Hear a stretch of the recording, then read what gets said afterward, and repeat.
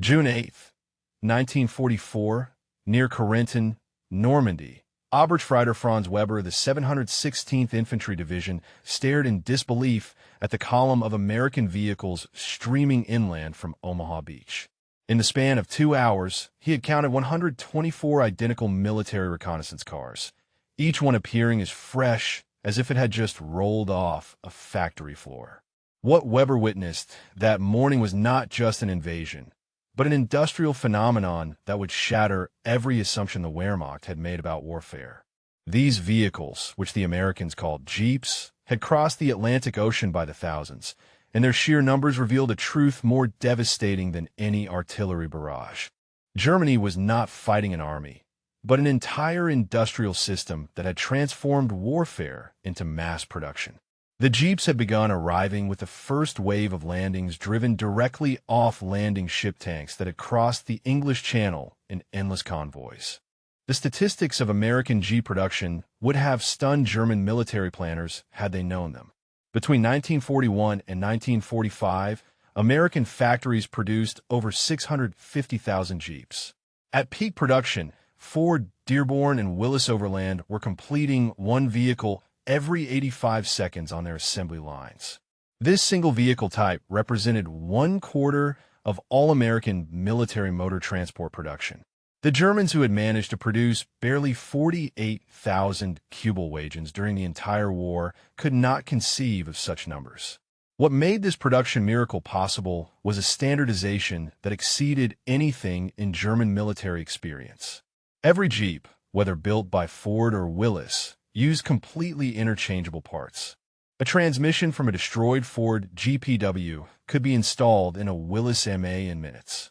Wheels, engines, axles, and even minor components like spark plugs and fan belts were identical across all production runs. This standardization extended to the supply system where spare parts were prepositioned.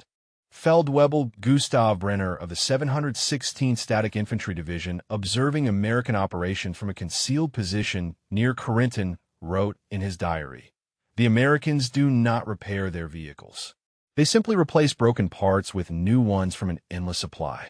I watched a damaged vehicle restored to operation in less than an hour. The engine was not repaired, but replaced entirely, unbolted and lifted out, with a fresh engine installed as casually as changing a tire. Our mechanics would require a week to perform such an operation. The Americans did it in a field under sporadic artillery fire while smoking cigarettes." The German military mind, trained in the tradition of preserving and maintaining every piece of equipment, struggled to comprehend the American approach. In the Wehrmacht, a vehicle was assigned to a unit and carefully tracked throughout its service life. Losing a vehicle through negligence was a court-martial offense.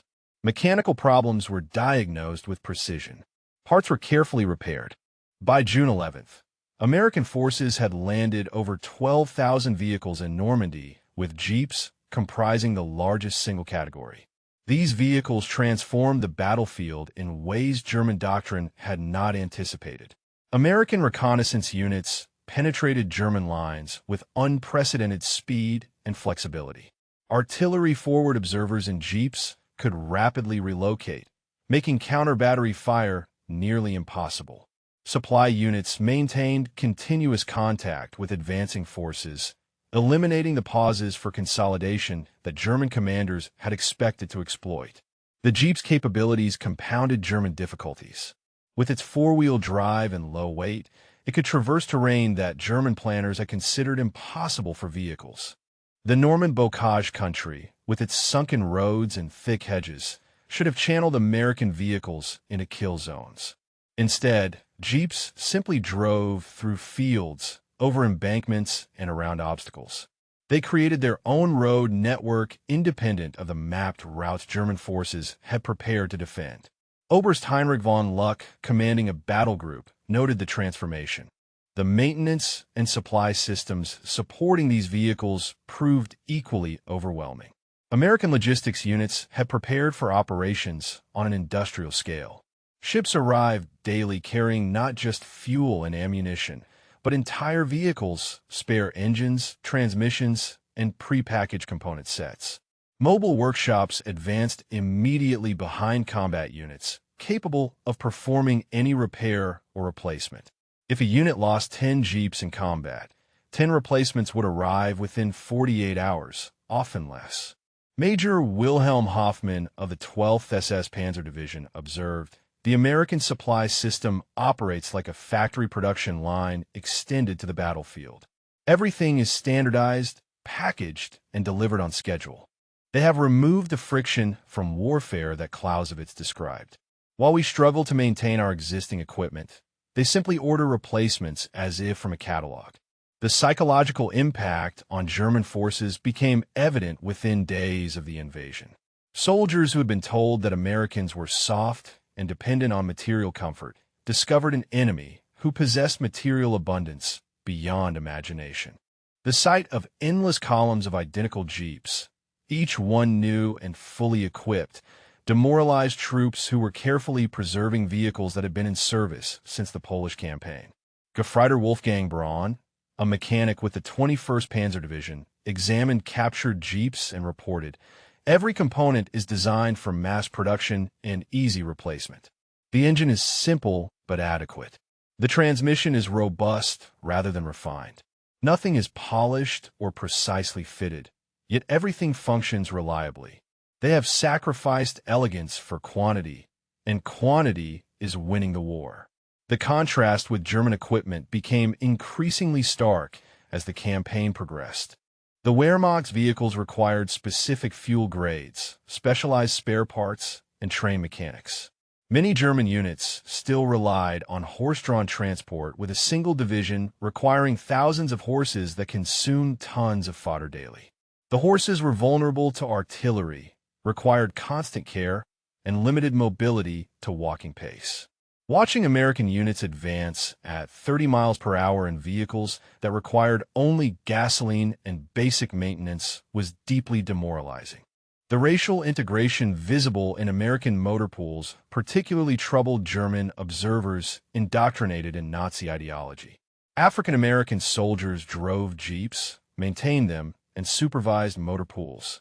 This challenged fundamental Nazi assumptions about racial hierarchy and military effectiveness. Feldwebel Kurt Wagner noted with bewilderment, "Negro soldiers operate and repair these vehicles with the same efficiency as white soldiers. Our racial theories suggest this should be impossible, yet the evidence is undeniable." American modifications to their jeeps demonstrated a flexibility that German military culture could not accommodate. Within days of landing, units were welding additional armor plate, installing wire cutters to counter German piano wire traps, mounting multiple machine guns, and adapting vehicles for specialized roles. Medical units converted jeeps to ambulances by installing stretcher racks. Signal units loaded them with radio equipment. Engineers mounted mine detectors. Each modification was crude by German standards, but immediately effective. The contrast with German equipment became increasingly stark as the campaign progressed. The Wehrmacht's vehicles required specific fuel grades, specialized spare parts, and trained mechanics. Many German units still relied on horse-drawn transport, with a single division requiring thousands of horses that consumed tons of fodder daily. The horses were vulnerable to artillery, required constant care, and limited mobility to walking pace. Watching American units advance at 30 miles per hour in vehicles that required only gasoline and basic maintenance was deeply demoralizing. By June 12th, German intelligence estimated that American forces in Normandy possessed over 4,000 jeeps, with hundreds more arriving daily. This number seemed impossible to officers who remembered the entire German army invading Poland with fewer than 3,000 motor vehicles of all types. The mathematics of American production suggested that the United States could lose every vehicle in Normandy and replace them all within 2 weeks. Colonel Heinrich Steiner of the Panzerlehr Division compiled a report that reached Field Marshal Rommel shortly before his injury. "We face an enemy who has industrialized warfare to a degree we never imagined possible. They mass-produce military vehicles with the same methods they produce civilian automobiles. Every American soldier seems to know how to drive and perform basic maintenance. Their entire society is mobilized for mechanical warfare in a way ours never achieved. The disparity in production philosophy proved unbridgeable. German vehicles like the Kübelwagen were well-engineered, carefully constructed, and designed for longevity. But Germany could produce only a few dozen per day at peak output. American Jeeps were simple, crude by German standards, but rolled off assembly lines at rates Germany could not match with all its factories combined. Where German industry sought perfection, American industry sought adequacy multiplied by overwhelming numbers. General Major Fritz Bayerlein, commander of the Panzer-Lehr Division, provided a stark assessment. "We are fighting the last war while the Americans fight the next one. We perfect individual vehicles while they perfect the system that produces vehicles. We train specialist mechanics while they design vehicles any soldier can maintain. We are artisans fighting an assembly line, and the assembly line is winning." The American system's redundancy frustrated German tactical planning. Destroying a bridge to halt American supply columns proved futile when engineers appeared with portable bridging equipment carried on jeeps. Ambushing reconnaissance patrols achieved little when identical replacement vehicles and crews appeared within hours. Mining roads only caused Americans to drive through fields. Every German tactical success was negated by American material abundance. The Jeep became a symbol of this abundance that transcended its military function.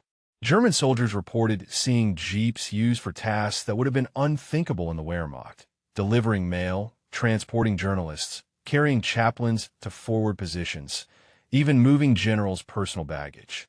This casual use of military equipment for convenience rather than necessity demonstrated a wealth that German soldiers, accustomed to scarcity and careful preservation, found both amazing and demoralizing. Lieutenant Frieder Hoffmann wrote to his family, "The Americans use their vehicles like we use bicycles, for everything and without concern for wear." The technological gap appeared in unexpected ways. American Jeeps came equipped with standardized toolkits, comprehensive maintenance manuals printed on waterproof paper, and spare parts packages calculated by statistical analysis. German vehicles often lacked basic tools, relied on mechanics' experience rather than documentation, and competed for scarce spare parts through a complex requisition system that could take weeks. As June progressed into July, German forces found themselves increasingly unable to compete with American mobility. Static defensive positions were outflanked by Jeep-mounted reconnaissance units. Artillery positions were overrun by rapidly advancing motorized infantry. Supply lines were cut by fast-moving patrols that appeared behind German lines, struck and disappeared before reserves could respond. The battlefield had become fluid in ways that favored the side with unlimited motorized transport. Major Wilhelm von Tauben, observing the American breakout preparations in late July, wrote, "They have achieved something we thought impossible: the complete motorization of an army." The German High Command's attempts to counter American motorization proved futile. Orders to target vehicle concentrations were meaningless when vehicles were everywhere. Efforts to interdict supply lines failed when every unit possessed organic transportation. Plans to exploit American dependence on fuel were negated by a supply system that delivered gasoline in quantities Germany hadn't seen since 1940. By the time of Operation Cobra in late July, American forces in Normandy possessed over 15,000 vehicles, with Jeeps comprising the single largest category. The influence of American motorization extended beyond immediate military impact. German officers who survived the war would carry these lessons into the reconstruction of post-war Germany. The American model of standardization, mass production, and design simplicity would influence German industrial development. The Volkswagen, which had failed as the Kübelwagen to compete with the Jeep in war, would succeed as the Beetle in peace, applying mass production principles the Americans had demonstrated so devastatingly. The factory had proven more important than the battlefield.